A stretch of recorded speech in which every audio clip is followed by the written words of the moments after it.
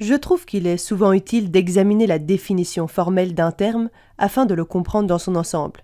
Et dans cette vidéo, le terme que je veux examiner, c'est la conservation. La conservation est définie comme l'étude de la perte de la diversité biologique de la Terre et des moyens de prévenir cette perte. La biodiversité est donc un élément fondamental de la définition même de la conservation. La conservation ou la protection de la biodiversité peut se faire de plein de façons, qu'on peut selon moi classer en deux catégories principales. La première, c'est la protection des espèces. La deuxième, c'est la protection des lieux où vivent ces espèces. On peut appliquer différentes techniques de conservation à chacune de ces deux approches différentes. Mais dans la plupart des cas, les méthodes permettant d'atteindre les objectifs seront similaires. Les concepts de protection d'espèces et de protection des lieux sont tout autant étroitement liés qu'ils ne peuvent être traités séparément. Commençons par les techniques qui peuvent protéger les espèces. Eh bien, la protection des espèces est précieuse, car cela nous permet de déterminer quelles sont les espèces qui ont le plus besoin d'être sauvées avant d'être confrontées à leur extinction totale. La protection des espèces peut être gérée par une législation au niveau national ou au niveau local, pour protéger les organismes qui ont donc le plus besoin d'être protégés par des mesures telles que la loi sur les espèces en danger. On peut mettre en place d'autres types de protection légale des espèces, par le biais de traités internationaux tels que la Convention sur le commerce international des espèces de faune et de flore sauvages en voie d'extinction, CITES. Ce traité contrôle et réglemente les marchés internationaux des animaux et des plantes sauvages, afin que ces espèces ne s'éteignent pas et qu'elles ne soient pas surexploitées, de façon à ne pas nuire aux organismes et à la biodiversité, mais aussi à ne pas nuire aux marchés eux-mêmes. C'est ici un exemple de la manière dont l'intérêt économique peut et doit en fait s'accorder avec la protection de l'environnement. Dans certains cas, une espèce est tellement menacée qu'une interdiction complète de son commerce va être nécessaire. On estime que le commerce international des espèces sauvages concerne des centaines de millions de plantes et d'animaux individuels, ce qui représente un marché de plusieurs milliards de dollars par an.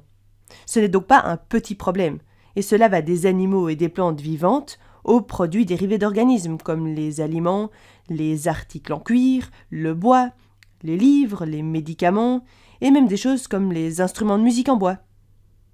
Un autre outil de conservation vraiment utile, c'est la liste rouge de l'Union internationale pour la conservation de la nature, IUCN, qui fournit des lignes directrices très utiles mettant en évidence les types de biodiversité ou les espèces qui ont le plus besoin d'être protégées. Les espèces sont toutes classées dans une des 7 catégories, donc de l'IUCN, partant des espèces disparues aux espèces les moins en danger. Pour classer les espèces dans ces catégories, il faut disposer de données adéquates, ce qui souligne l'importance de la recherche sur la biodiversité et la diffusion de ses résultats. Et c'est ce sur quoi je veux insister, la recherche sur la biodiversité, et puis son partenaire symbiotique, l'éducation. De bonnes données sont synonymes de meilleures décisions. L'IUCN souligne la nature cruciale de la recherche. Et si vous disposez de bonnes données, vous pouvez classer les espèces connues dans l'une des 7 catégories différentes. Des catégories qui sont vraiment utiles pour l'éducation, ainsi que pour l'élaboration de bonnes politiques de protection, et même pour aider à collecter des fonds pour plus de recherche, plus d'éducation, plus de conservation. Une autre technique de protection des espèces consiste à établir des plans de survie de ces espèces, ou SSP. Des scientifiques pensent que les programmes d'élevage en captivité peuvent aider à prévenir l'extinction. Ils vont alors élaborer des SSP pour les espèces menacées dans la nature. Et avec ces SSP, ils vont maintenir en captivité un réservoir de population saine de certaines espèces animales menacées. Ce sont des populations qui alors maintiennent la diversité génétique grâce à des programmes d'élevage minutieux qui ont lieu au sein de communautés accréditées à des zoos, des aquariums, qui sont approuvés pour le maintien de ces programmes d'élevage. Rien qu'en Amérique du Nord, il y a plus de 170 espèces couvertes par plus de 100 plans officiels de survie des espèces, qui chacun vise spécifiquement à essayer de maintenir des populations d'espèces qui peuvent encore ou non exister dans la nature. Certains plans de survie de ces espèces visent spécifiquement à réintroduire ces espèces dans la nature. Et je vais te dire quelques mots sur ce concept de réintroduction. C'est un peu comme toute opération à haut risque. Un écosystème complexe peut être comparé en fait à ton propre corps. Avec la chirurgie, il est difficile de savoir si ça va réussir ou si ça risque d'introduire d'autres problèmes à l'avenir. et c'est toujours sacrément coûteux. Il en va de même pour les programmes de réintroduction des espèces dans les écosystèmes sauvages. Ils peuvent être très risqués, très coûteux, mais comme la chirurgie, dans certains cas, la réintroduction va pouvoir être très efficace et sauver des vies. C'est un fonctionnement qui peut être lent, mais utile pour certaines espèces de plantes rares, pour l'oryx, pour la grue blanche. Et il existe différents principes directeurs pour les réintroductions. Il doit y avoir un habitat adéquat, approprié et intact, dans lequel on peut réellement réintroduire l'espèce. Et c'est là qu'on voit en fait ce chevauchement d'efforts, non seulement pour sauver une espèce individuelle, mais aussi par rapport à la préservation et la restauration des habitats. Il n'est pas très utile de libérer des grues blanches dans la nature s'il n'y a pas assez de zones humides pour qu'elles puissent vivre là, s'accoupler, se reproduire, trouver de la nourriture pour leurs petits, les laisser faire leurs besoins. J'insiste donc sur le fait que les dépenses que nous consacrons à ces efforts valent la peine à chaque étape. Ça va bien au-delà du simple comptage d'individus que vous pourriez sauver. La grue blanche, c'est un animal magnifique. Elle symbolise quelque chose de spécial par rapport aux environnements sauvages et uniques. Et les gens, du coup, s'y accrochent. Les gens aiment les animaux magnifiques.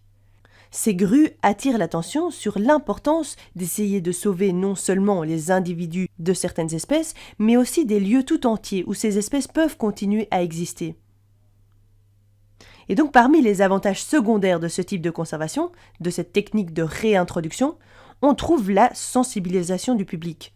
C'est une opportunité d'enseignement, de sensibiliser encore plus aux problèmes globaux de la perte de biodiversité.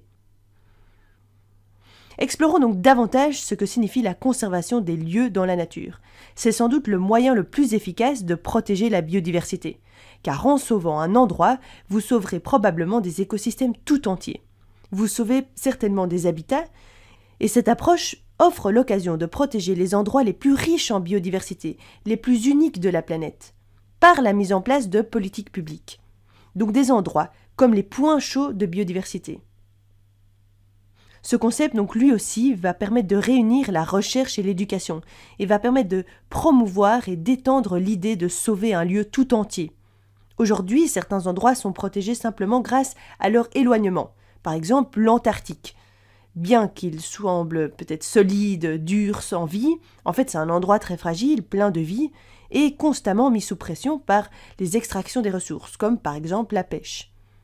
Heureusement, jusqu'à présent, la biodiversité de l'Antarctique a pu être en grande partie préservée des dommages causés par l'activité humaine, mais en réalité, c'est grâce à son éloignement de la plupart des activités humaines. C'est un endroit actuellement plus difficile d'accès, qui nécessite plus d'argent, mais avec le temps et la technologie qui s'améliore, ça va changer, de sorte que la protection passive de l'éloignement va disparaître probablement bientôt.